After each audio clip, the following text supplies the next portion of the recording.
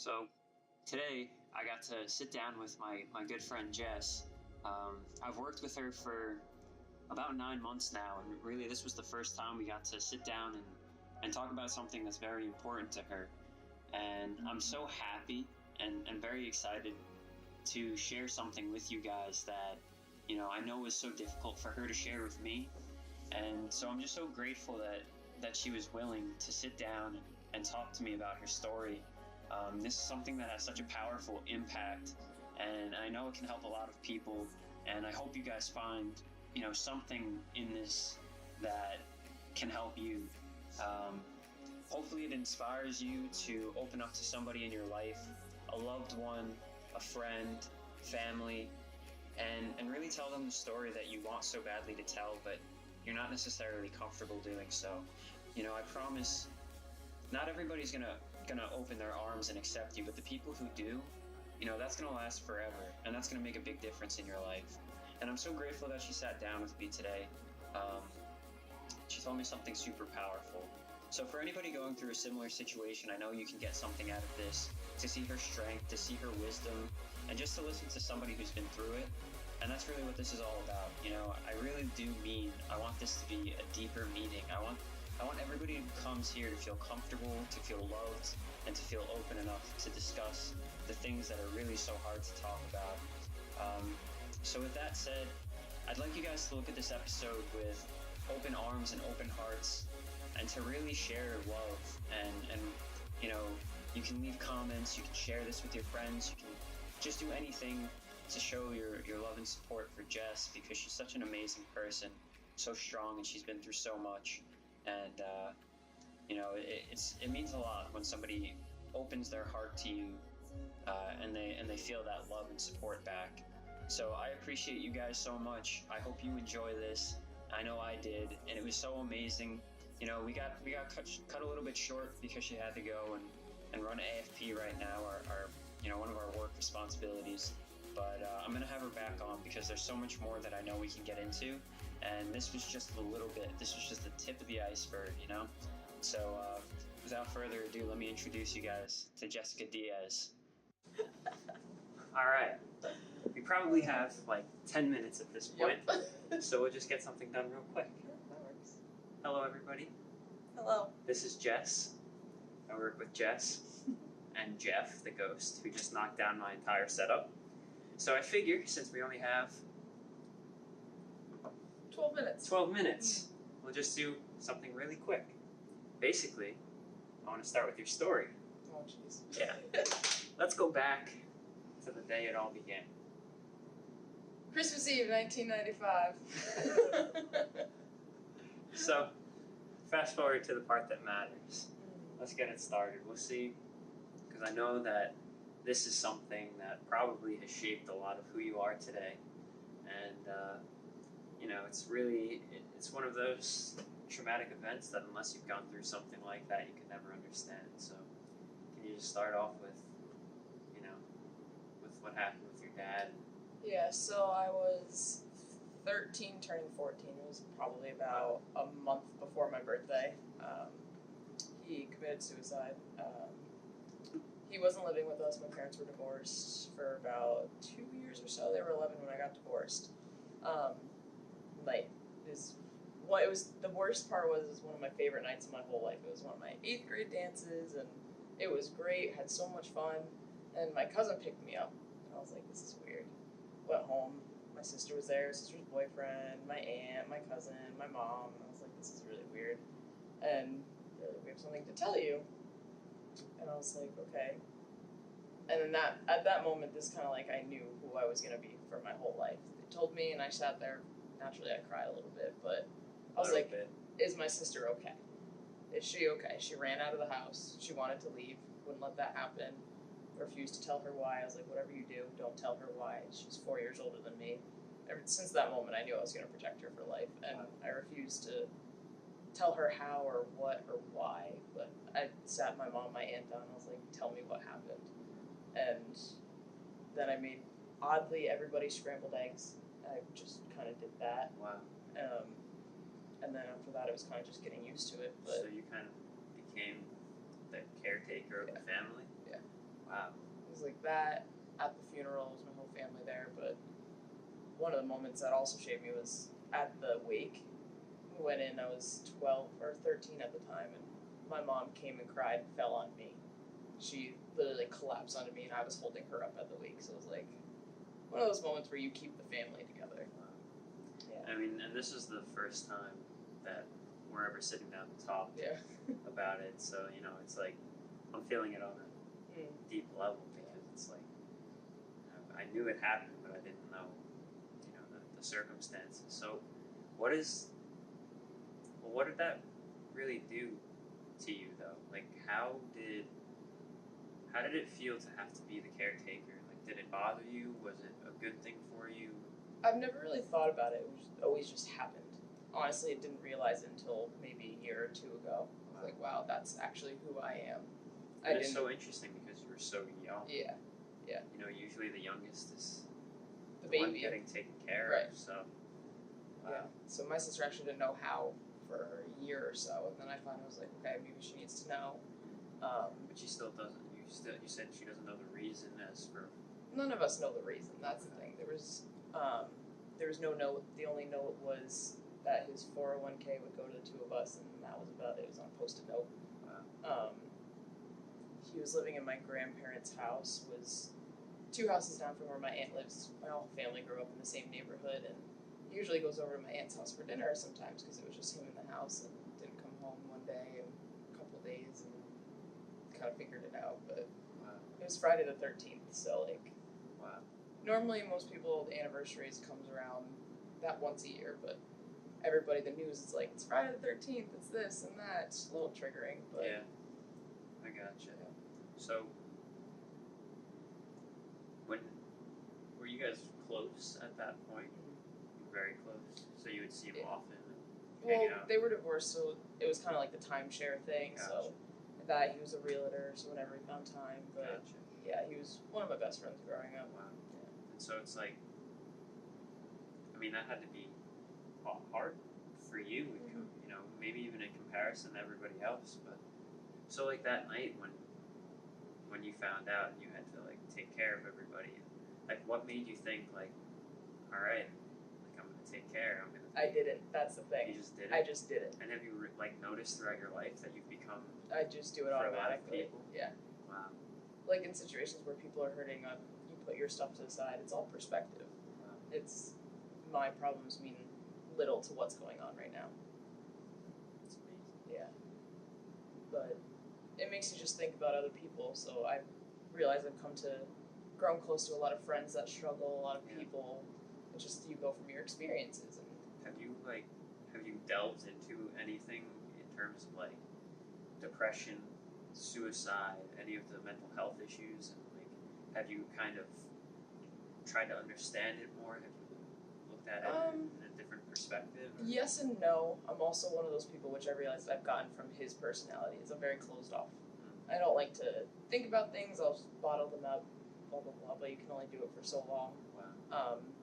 When it all happened, my mom tried to force me to see a therapist. So I would go and I would just sit there. I wouldn't say a word, wouldn't do anything. And it was because I was forced there. My mom would drag me into the car, lock me in the car, and drive me there. Wow. And I was like, no, this isn't happening. So how did you cope? I didn't, naturally. Yeah. But years later, I was like, it catches up with you. The anxiety gets really bad. Depression gets really bad. And it's actually why I have my dog. He's an emotional support animal. But went to therapy and all that, and was like, I just need to do this eventually because I don't want to end up like that. Do you feel like I know you can never fully, you know, heal from it, but do you feel as if you've made progress toward, you know, I guess being more, I hate to say it's because it's not really what it is, but it's like, feel better? I would say yes and no. Definitely better than what I have been because it's been almost 10 years this year actually, but it still gets you sometimes. Like, it's definitely, like, I can talk about it now. I used to run walks that was called Out of the Darkness walks for suicide prevention. Do at my school and would sponsor him and all that. And a lot of my cousins, a lot of family deal with mental health issues, so you kind of just talk about it a little bit more. But it's like I said, like things like Friday the 13th get me, or But people you know what I talking noticed? about a lot. I noticed a lot with you, like, you can be upset or not having a good day, but it's like you change, like, instantly. Like, you have no problem going from, like, not feeling too good to, like, just, you're, like, bubbly, you're happy, like, so, like, what do you think, how do you do that? Like, how do you just snap out of it? Well, I think it's just an automatic thing I do. Like I said that night, I just took everything and I just made scrambled eggs for everybody because I was like, I need to provide for people. I'd rather somebody else be happy and me be miserable than me make other people miserable. I mean, that's fair. I think it's not the right way to do it. No, and I think, like, it's nice, you know, of course misery loves company, and most people's tendency is to try to drag other people down when they're upset. So it's good that you don't do that, but at the same time, you do need to take care of yourself. And I'm not going to say that you have to put yourself first always, but you know, if there is something that you need, it's important for you to express that. And sometimes you need to get taken care of too. And I agree, and that's definitely one of my biggest life struggles. That's something I've always struggled with growing up. Never a big communicator, never wanted to express my feelings. So, like, in a relationship, you find it's hard for you, because, like, for me, for example, in my relationship, it's excessively difficult for me to talk about anything that's wrong. Like, I've got 1,000,001 problems going on. Right. And I just don't talk about it. See, the one thing, oddly enough, in relationships, I can talk about it. So you feel very comfortable. I always need that, like, a one person that I can talk to. Yeah. Once I feel comfortable with them, nothing's off limits. And the weird thing with me is I can't bring things out on my own. Like I was saying, somebody asks me a question, I have no reason to not tell you something. Yeah. But I can't bring it out on my own. Gotcha. So usually when you're in a relationship with somebody, they like to ask and get to know you and stuff like that. So that'll draw it out of me. But it's just one weird thing I haven't gotten past. Yeah.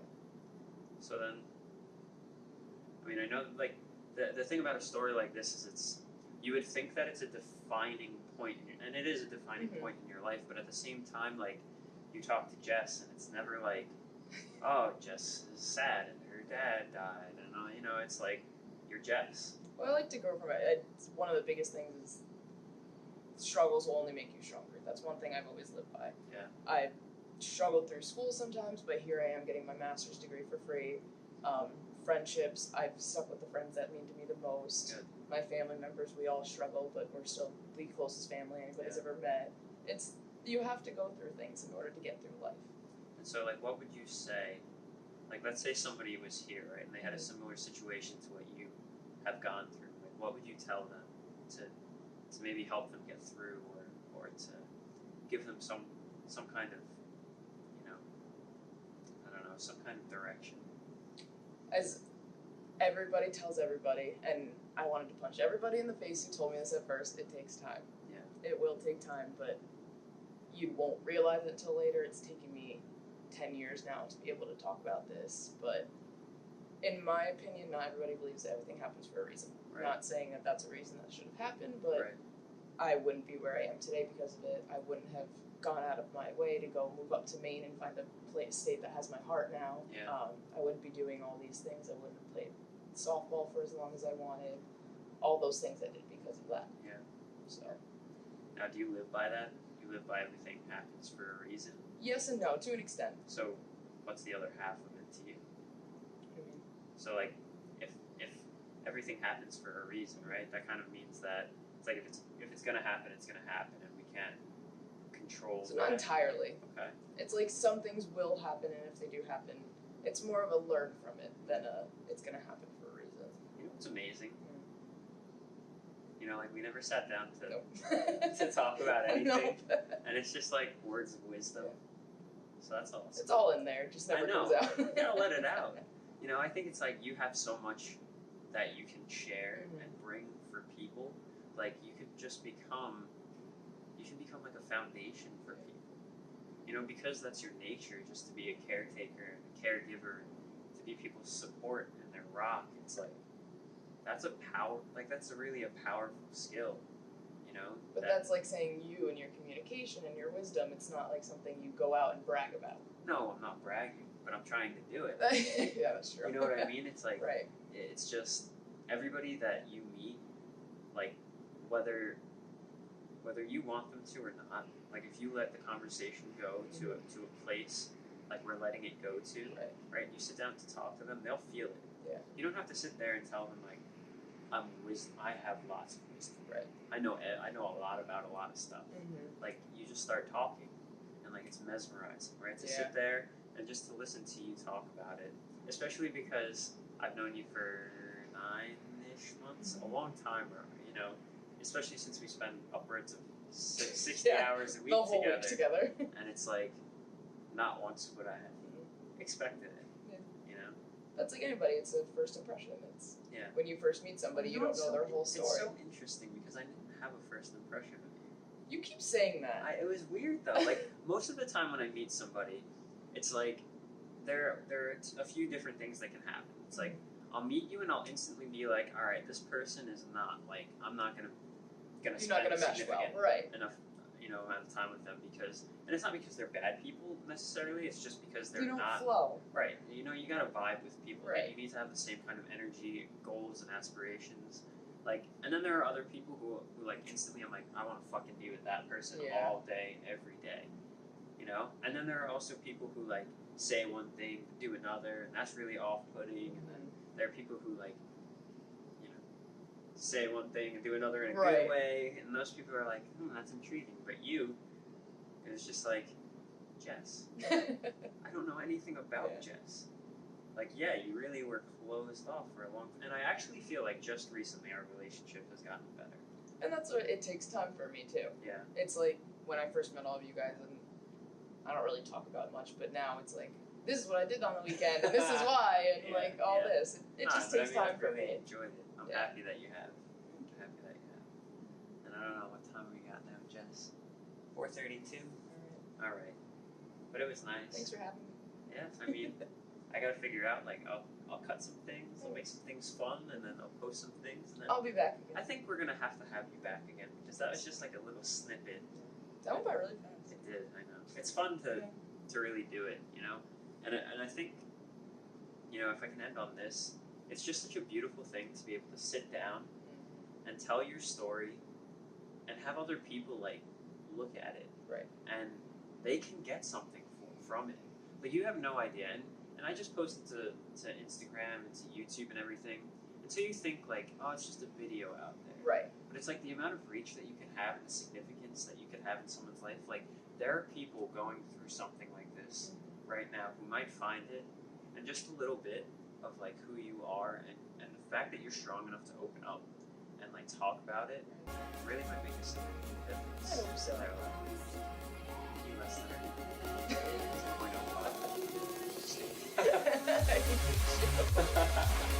Alright. Never speak research to me ever again.